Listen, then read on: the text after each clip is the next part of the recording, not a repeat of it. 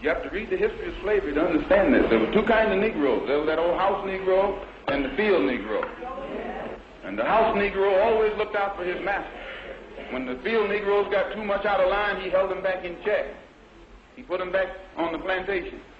The house Negro could afford to do that because he lived better than the field Negro.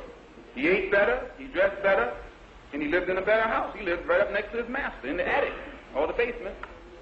He ate the same food his master ate and wore his same clothes. And he could talk just like his master. Good diction.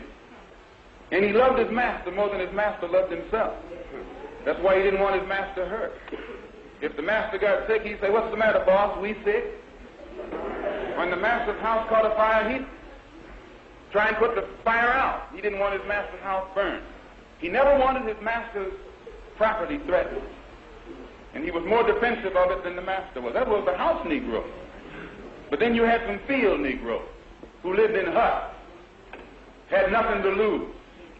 They wore the worst kind of clothes, they ate the worst food, and they caught hell. They felt the sting of the lash. They hated their master. Oh, yes, they did. If the master got sick, they prayed that the master died. If the master's house caught a fire, they prayed for a strong wind to come along. This was the difference between the two.